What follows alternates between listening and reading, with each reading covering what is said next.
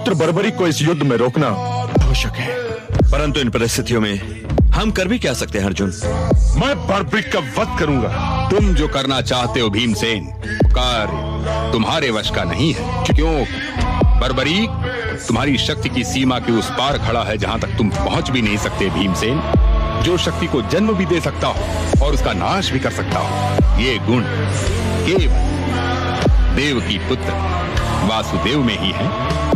प्रश्न ये है कि यदि हमने कोई निर्णय लिया तो क्या वो सबको स्वीकार्य होगा? आप तो कोई अनुचित निर्णय ले ही नहीं सकते वासुदेव। आप जो भी निर्णय लेंगे हमें स्वीकार होगा, पर किसी भी ढंग से इस संकट को टालिए केशव।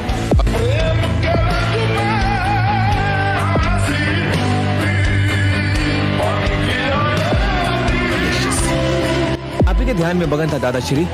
बर्बरीक, तुमने गुरु विजय सिद्धसेन से जो 3 वाण प्राप्त किए, उनकी महिमा तो बताई, वो वाण तो तुमने हमें दिखाए ही नहीं। ये है वो चमत्कारी वाण दादाश्री। पहला वाण लक्ष्य चाहे जहां भी छुपा हो उसे निकालकर एक स्थान पर एकत्रित कर देता है, और दूसरा वाण उसे जाकर समाप्त कर देता है। और तीसरा वाण वत्स? वो अतिरिक्त है दादाश्री, उसे चलाने की कभी आवश्यकता ही नहीं पड़ेगी।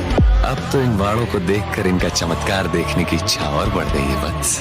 कि ये वृक्ष नहीं, शत्रु की सेना, इसका हर पत्ता एक सैनिक, और तुम्हें इस सेना को समाप्त करना।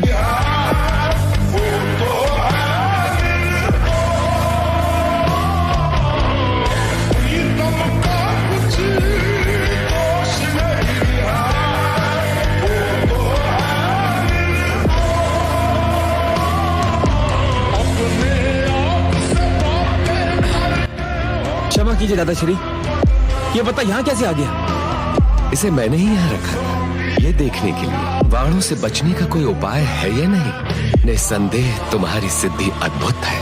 अच्छा ये तो बताओ वत्स कि तुमने अपने गुरु विजय सिद्धसेन को वास्तव में वचन क्या दिया था? यही दादाश्री कि मैं उस ओर से युद्ध करूंगा जो दुर्बल हो। तो इसलिए तुम पांडव सेना के साथ मिलकर युद्ध करना चाहते हो? बिल्कुल यही बात है दादाश्री। और यदि कल कौरव सेना दुर्बल होने लगी तो मैं अपने वचन के अनुसार उनसे जा मिलूंगा।